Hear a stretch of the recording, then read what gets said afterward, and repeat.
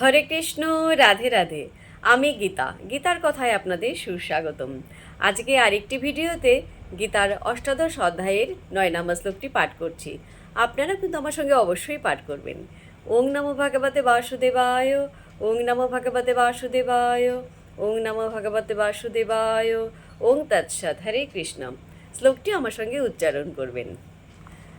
কার্যম ইতি এব যৎ কর্ম নিয়তম ক্রিয়তে অর্জুন সঙ্গম ত্যক্তা ফলম চ এব স ত্যাগ সাত্বিক মত।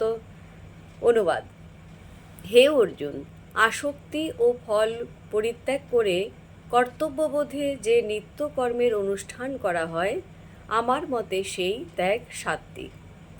অনুবাদটি আবার বলছি।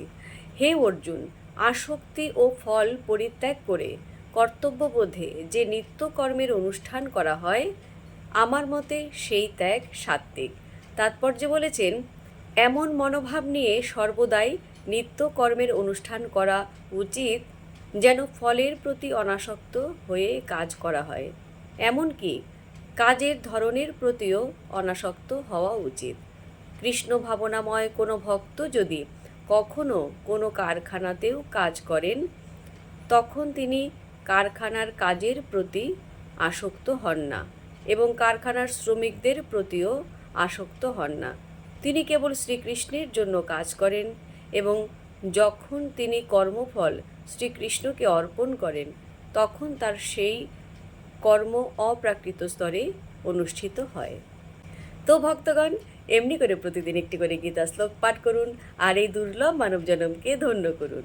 আর আমাকে যারা কমেন্ট করেছেন তাদের নামগুলো নিচ্ছি: মিলন শর্মা রয়, সুশান্ত দাস অধিকারী, নগরদীপ মণ্ডল, সুকান্ত কুমার পণ্ডিত, সঞ্জীব রয় চৌধুরী, মুক্তা দেবনাথ, বাবু সোনাই, প্রমীলা, সন্তু, উমা নাথ।